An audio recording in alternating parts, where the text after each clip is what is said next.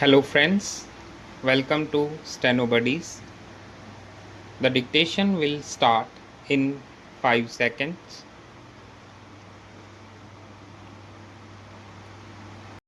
Now, sir, honorable members will recall that the bill was introduced in the House of People on the 2nd September 1953. It has had a long history and in one form or another it has been before the public since the end of 1949 in the Statement of Objects and Reasons, the various stages through which the bill has passed since 1946 have been summarized, and I need not recapitulate on this occasion the circumstances in which the then government of India took the decision in early 1946 to initiate an inquiry into the reform of our company law. I would remind honorable members that between 1946 and 1948 the entire field of company law was carefully reviewed by two distinguished company lawyers who were appointed to recommend the broad lines on which the present act should be revised.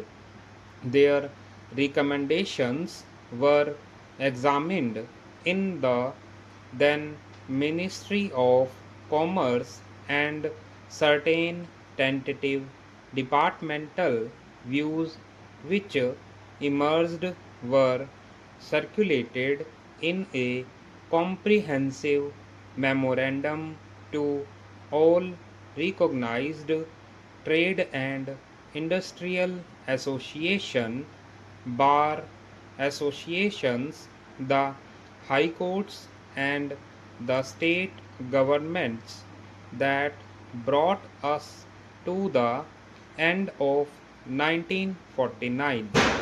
Many representations on this memorandum were duly received from chambers of commerce, trade and industrial associations, state governments, and the general public.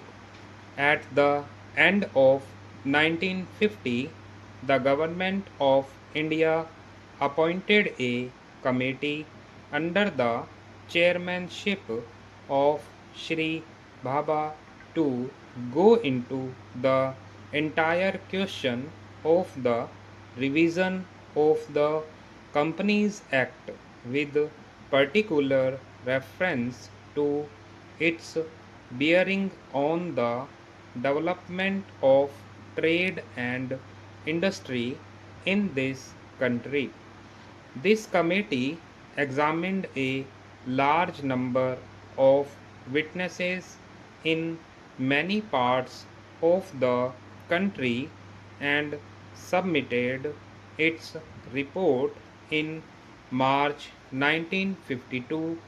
This report again was circulated to all state governments, chambers of commerce, trade associations, high courts, and many other bodies.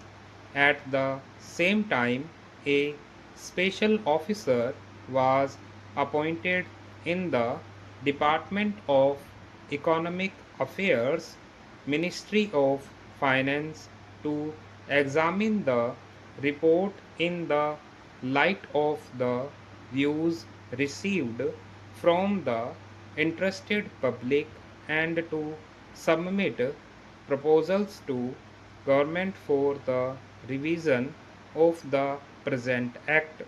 The bill now before the House is based largely on the recommendations of the Company Law Committee, modified in a few particulars. Honorable members will notice that so far as public relations go, the bill has covered adequate ground.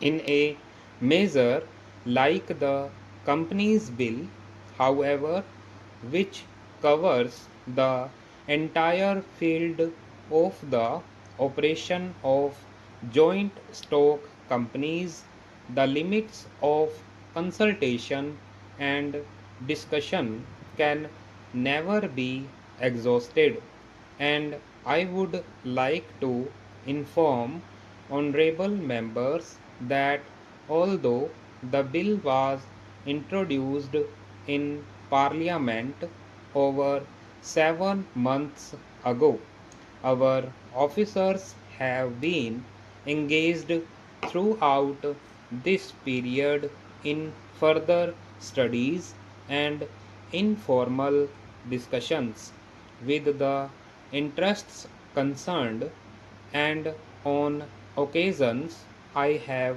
also participated in such discussions. I have also given some further thought to some of the issues arising out of the bill, and I propose at the appropriate stage to bring before the Select Committee any changes in the provisions of the bill which seem to me to be worthy of consideration. In the light of this further examination, no honorable members will have noticed that the bill contains 6 clauses and 12 schedules. I think it is probably one of the longest legislative measures in recent legislative history, but its size might be regarded as misleading unless I make a few comments. The bill is both, one must remember, a consolidating and amending measure as mentioned in the statement of objects and reasons. This is the first opportunity which has occurred since 1923 for the consolidation of the Companies Act. Advantage has been taken of this opportunity to redraft several long and complicated sections in the present Act, which have been split up into a large number of clauses. This is the largest single factor accountable for the increase in the number of clauses in the bill. New clauses embodying substantial changes in the present law would hardly constitute more than a small fraction of the bill.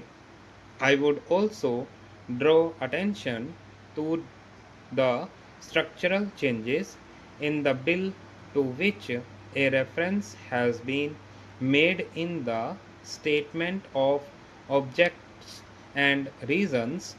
The redraft of the bill and the rearrangement of the existing chapters in the Companies Act in a more logical order have, I think, resulted in a noticeable improvement in the form of the bill, and I hope will facilitate better understanding and appreciation of the scheme.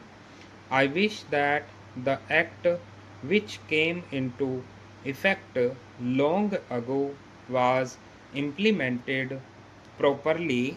I know that the minister here is very earnest in implementing it, but unfortunately, his colleagues at the state level are disappointing him. Unfortunately, no steps have been taken for trimming or toning up the administration at the state level and at the district level.